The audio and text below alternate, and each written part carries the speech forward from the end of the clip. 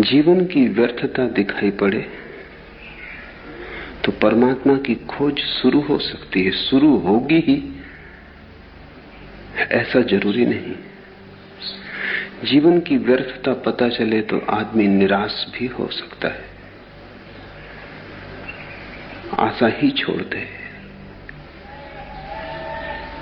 व्यर्थता में ही जीने लगे, व्यर्थता को स्वीकार कर ले, खोज के लिए कदम ना उठाए तो जीवन तो दूभर हो जाएगा, बोझ हो जाएगा, परमात्मा की यात्रा ना होगी।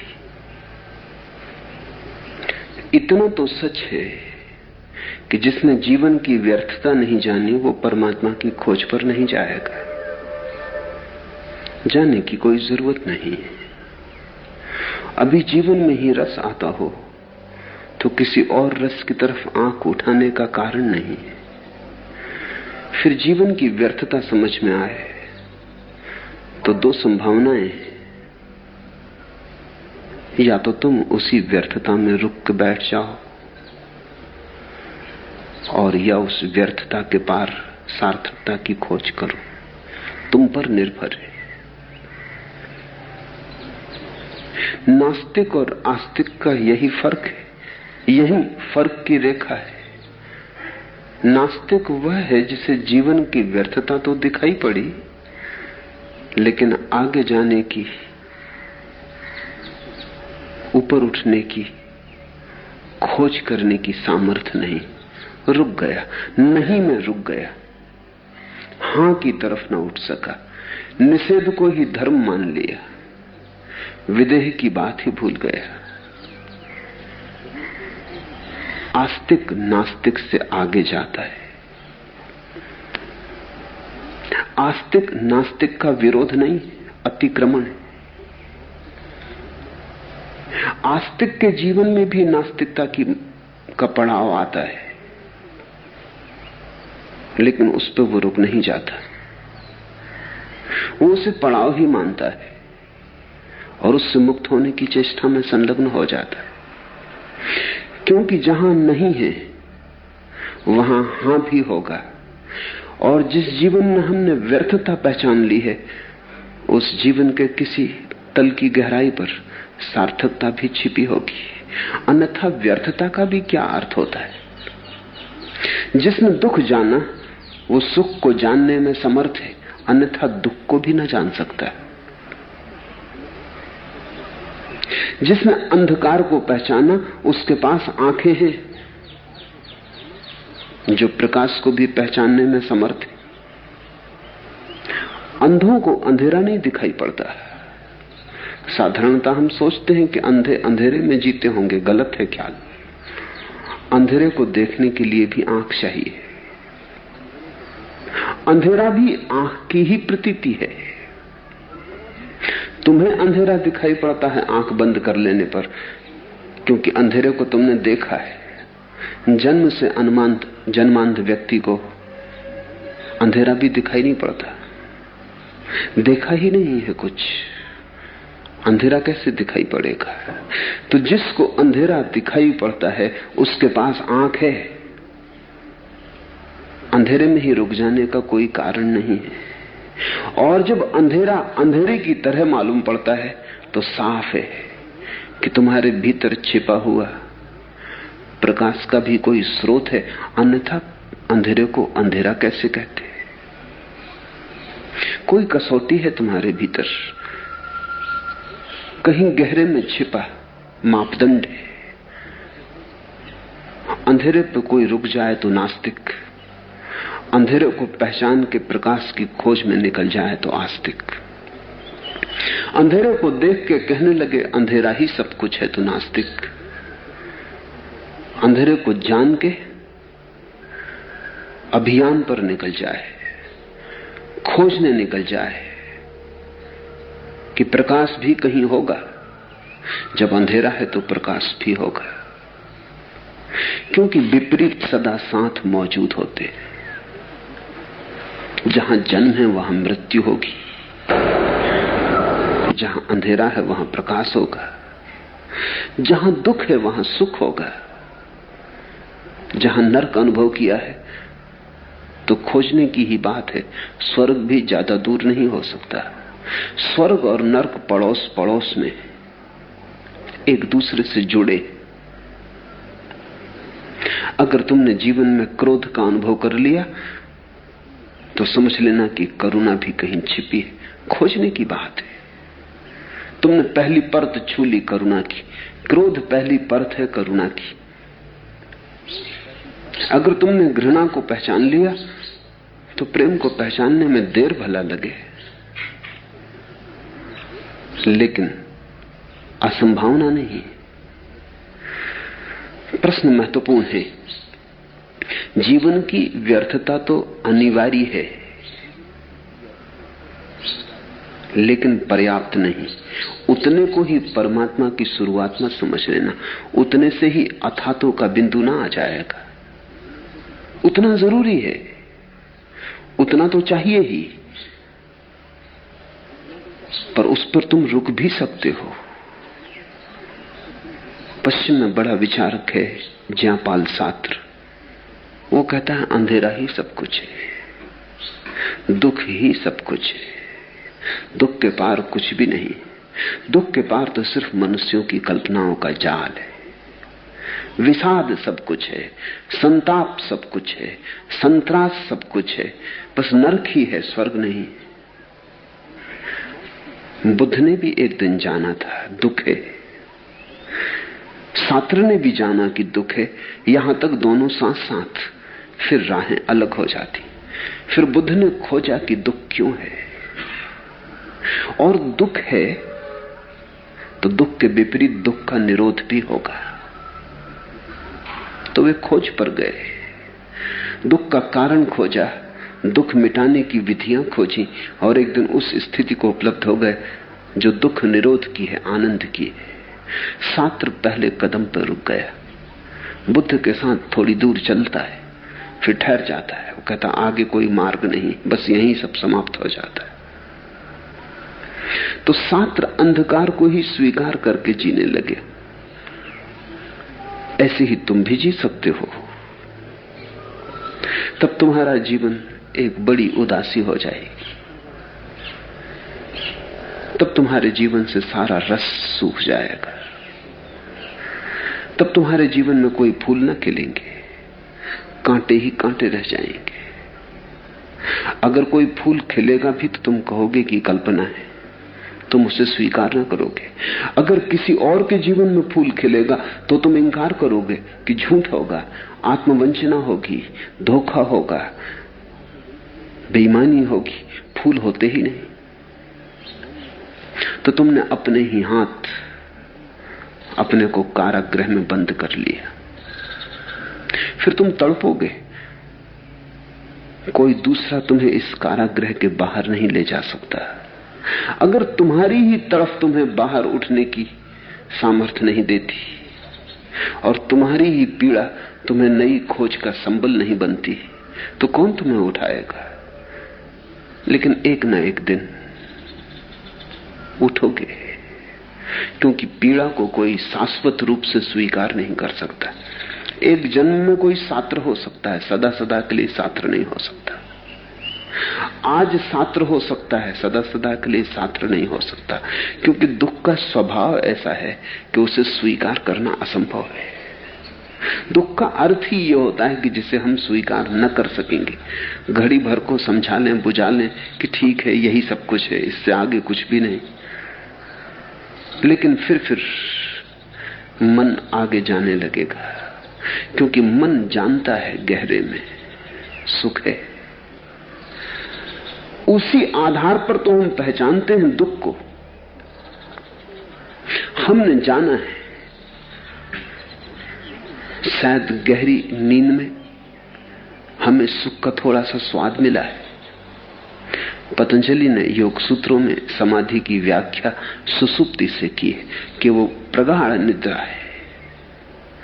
जैसा सुसुप्ति में सुख मिलता है, सुबह उठकर रात गहरी नींद सोए, कुछ याद नहीं पड़ता, लेकिन एक भीनी सी सुगंध सुबह तक भी तुम्हें घेरे रहती। कुछ याद नहीं पड़ता, कहां गए, क्या हुआ, लेकिन गए कहीं और आनंद से सरोबोर होकर लौटे।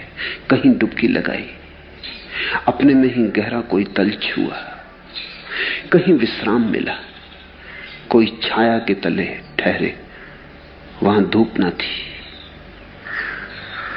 वहां गहरी शांति थी, वहां कोई विचारों की तरंगें भी न पहुंचती थी, कोई स्वप्न के जाल भी न थे। अपने में ही कोई ऐसी गहरी शरण, कोई ऐसा गहरा शरण स्थल पा लिया। सुबह उसकी सिर्फ हल्की खबर रह जाती, दूर सुने गीत की गुनगुन रह जाती।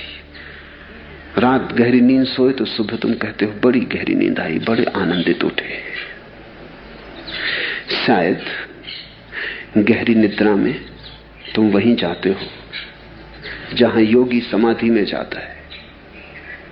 गहरी निद्रा में तुम वहीं जाते हो जहां भक्ति भाव की अवस्था में पहुंचाती है। गहरी निद्रा में तुम उसी तल्लीनता को छूते हो जिसको भक्त भगवान में डूब के पाता है।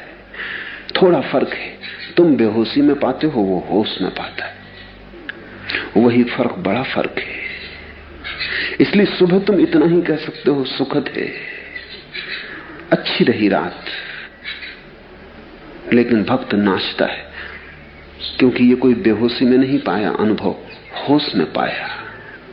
तो कभी नींद के किन्हीं क्षणों में तुमने भी जाना है, तभी तो तुम दुख को पहचानते हो, नहीं तो पहचानोगे कैसे? शायद बचपन के क्षणों में जब मन भोला भाला था और संसार ने मन को विकृत न किया था, वासनाएं अभी जगी न थी, कामनाओं ने अभी खेल शुरू न किया था, अभी तुम ताजे ताजे परमात्मा के घर से आए थे। तब से आए थे, सुबह की धूप में बैठे हुए, फूलों को बगीचे में चुनते हुए या तितलियों के पीछे दौड़ते हुए। तुमने कुछ सुख जाना है जो विचार के अतीत है। तुमने कोई तल्लीनता जानी जहां तुम खो गए थे। कोई विराट सागर रह गया था, बूंद ने अपनी सीमा छोड़ दी थी।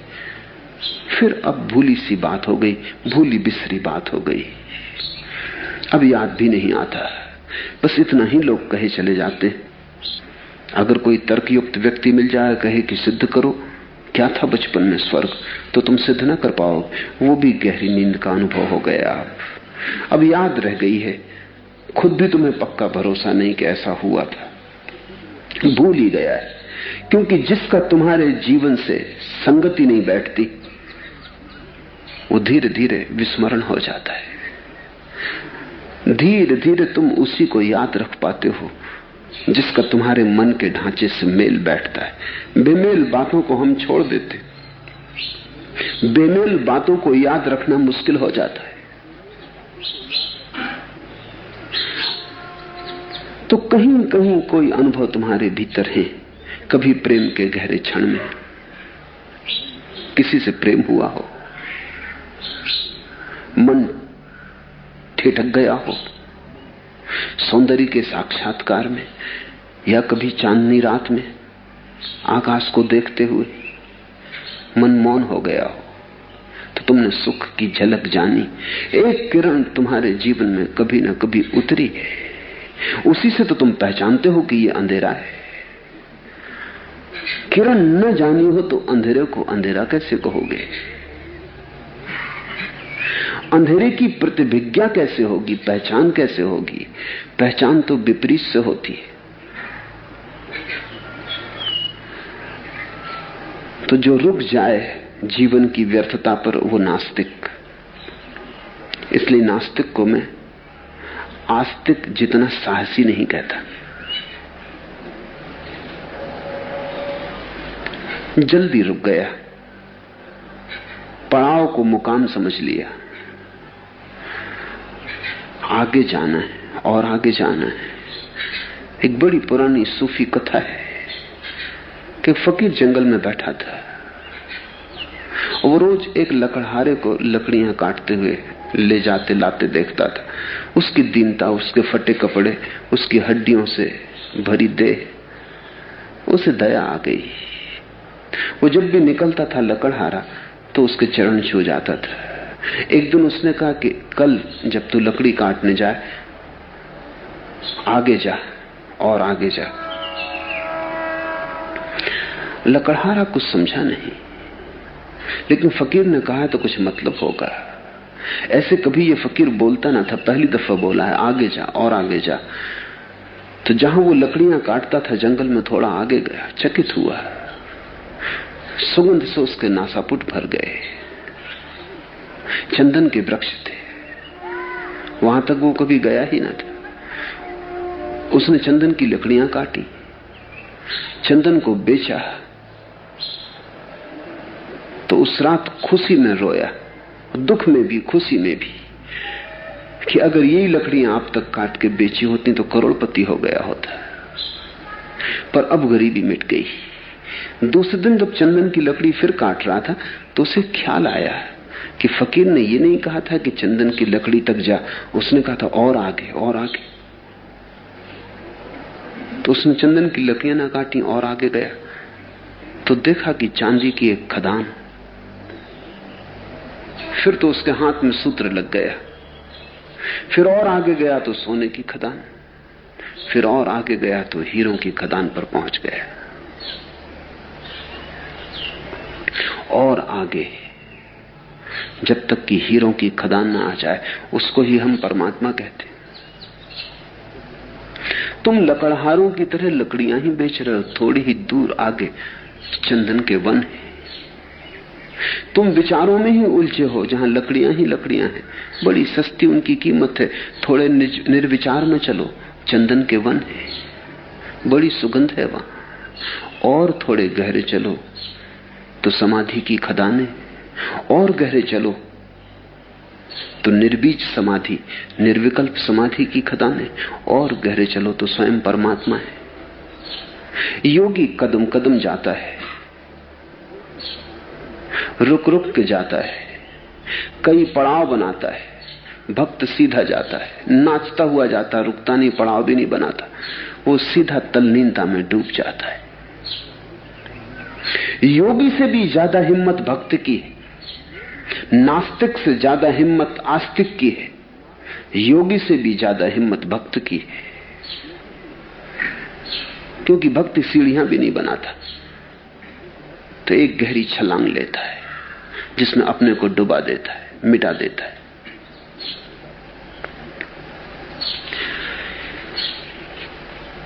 इस अनुभव पर आना अत्यंत जरूरी है कि जीवन व्यर्थ है। अंधेरी रात, तूफाने तलातुम, ना खुदा गाफिल, यह आलम है तो फिर किस कश्ती, सरे मौजे रवां कब तक। अंधेरी रात, सब तरफ अंधेरा है, कुछ सूझता नहीं, हाथ को हाथ नहीं सूझता। तूफाने तलातुम, बड़ी आंधियां हैं, बड़े तूफान हैं, सब उखड़ा जाता है, कुछ ठहरा नहीं मालूम पड़ता, बड़ी अराजकता है। ना खुदा गाफिल, और जिसके हाथ में कश्ती है, वो जो माछी है, वो सोया हुआ है, बेहोश है। यह आलम है, ऐसी हालत है, तो फिर किश्ती सरे मौजे रवां कब तक। तो इस किश्ती का भविष्य क्या है? ये नाव अब डूबी तब डूबी। इस नाव में आशा बांधनी उचित नहीं, इस नाव के साथ बंधे रहना उचित नहीं। लेकिन जाओगे कहां? भागोगे कहां? यही कश्ती तो जीवन है। तुम सोए हो मूर्छित, तूफान भयंकर है, अंधेरी रात है, डूबने के सिवाय कोई जगह दिखाई नहीं पड़ती। लेकिन डूबना दो ढंग का हो सकता है। एक, कश्ती डुबाए तब तुम डूबो, और एक कि कश्ती में बैठे बैठे तुम डूबने के लिए कोई सागर खोज लो। उस सागर को ही हम परमात्मा कहते हैं। अच्छा, यकीन नहीं है तो कश्ती डुबो के देख, एक तू ही नाखुदा नहीं, जालिम खुदा भी है। तो फिर हिम्मत आ जाती है, फिर आदमी कहता है कि ठीक, तो अगर माझी तू चाहता ही है कि कश्ती डुबानी है तो डुबा के देख। तू ही अकेला नहीं है माझी, तुझसे ऊपर खुदा भी है। एक तू ही ना खुदा नहीं, जालिम खुदा भी है। फिर अंधेरी रात, तूफान, कश्ती का अब डूबा तब डूबा होना, सब दूर की बातें हो जाती। तुम भीतर कहीं एक ऐसी जगह लंगर डाल देते हो जहां तूफान छूते ही नहीं, जहां रात का अंधेरा प्रवेश ही नहीं करता, और जहां किसी नाखुदा की, किसी माझी की जरूरत नहीं है, क्योंकि वहां परमात्मा ही माझी है। जरूरी है कि जीवन की व्यर्थता दिखाई पड़ जाए। बहुत हैं जो जीवन की व्यर्थता बिना देखे आस्तिकता में अपने को डुबाने की चेष्टा करते हैं। वे कभी ना डूब पाएंगे। वे चुल्लू भर पानी में डूबने की चेष्टा कर रहे हैं। वे अपने को धोखा दे रहे। जब तक तुम्हारे जीवन की जड़ें उखड़ ना गई हों, जब तक तुमने गहन झंझावात नास्तिकता के न झेले हो, जब तक तुम्हारा रोआ रोआ कप न गया हो जीवन के अंधकार से, जब तक तुम्हारी छाती भयभीत न हो गई हो, तब तक तुम जिस आस्तिकता की बातें करते हो वो सांत्वना होगी, सत्य नहीं। जब तक तुम जिन मंदिरों और मस्जिदों में पूजा उपासना करते हो वो पूजा उपासना धोखाधड़ी है, वो तुम्हारा औपचारिक व्यवहार है, वो संस्कार वसात है, उससे तुम्हारे जीवन का सीधा कोई संबंध नहीं। वो मंदिर तुमने अपनी प्रज्ञा से नहीं खोजा है, उधार है। उधार परमात्मा, असली परमात्मा नहीं। उसे तो तुम्हें अपने को चुका के ही, अपने को दान में देकर ही, अपना सर्वस्व लुटाकर ही पाना होगा। वो तो तुम जब तक सूली पर न लटक जाओ तब तक उस सिंहासन तक न पहुंच पाओगे। तो पहली तो स्मरण रखने की बात यह है कि कहीं जल्दी में आस्तिक मत हो जाना। ये कोई जल्दी का काम नहीं, बड़ी गहन प्रतीक्षा चाहिए। और ये कोई सांत्वना नहीं है कि तुम ओढ़ लो, संक्रांति है। सांत्वना नहीं है परमात्मा, संक्रांति है, महाक्रांति है। तुम जो हो मिटोगे और तुम जो होने चाहिए वो प्रकट होगा। तो सस्ती आस्तिकता कहीं नहीं ले जाती। सस्ती आस्तिकता से तो असली नास्तिकता बेहतर है। कम से कम उस परिधि पर तो खड़ा कर देती है जहां से आगे कदम चाहो तो उठा सकते हो। झूठी नास्तिकता से तो कोई कभी कहीं नहीं गया है, जा ही नहीं सकता। झूठी प्रार्थना कभी नहीं सुनी गई है। तुम कितने ही जोर से चिल्लाओ, तुम्हारी आवाज के जोर से प्रार्थना का कोई संबंध नहीं है। तुम्हारे हृदय की सच्चाई से, तुम्हारी विनम्रता से, तुम्हारे निरअहंकार भाव से, तुम्हारे असहाय भाव से जब तुम्हारी प्रार्थना उठेगी तो पहुंच जाती है। तो जर्रा जर्रा, कण कण अस्तित्व का तुम्हारा सहयोगी हो जाता है। तो पहले तो झूठी आस्तिकता से बचना, फिर नास्तिकता में मत उलझ जाना। नास्तिक होना जरूरी है, बने रहना जरूरी नहीं है। एक ऐसी घड़ी आएगी जब अंधेरा ही अंधेरा दिखाई पड़ेगा, तूफान ही तूफान होंगे, कहीं कोई सहारा ना मिलेगा, सब सहारे झूठ मालूम होंगे, राह भटक जाएगी, तुम बिल्कुल अजनबी की तरह खड़े रह जाओगे जिसका कोई सहारा नहीं, जो एकाकी है। तब घबरा के बैठ मत जाना, यहीं से शुरुआत होती है। यहीं से अगर तुमने आगे कदम उठाया तो उपासना, भक्ति, यहीं से आगे कदम उठाया तो संसार के पार परमात्मा की शुरुआत होती। झूठी नास्तिकता से बचना है, झूठी आस्तिकता से बचना है। नास्तिकता सच्ची हो तो भी उसको घर नहीं बना लेना है। असली नास्तिकता के दुख को झेलना है ताकि उस पीड़ा के बाहर असली आस्तिकता का जन्म हो सके।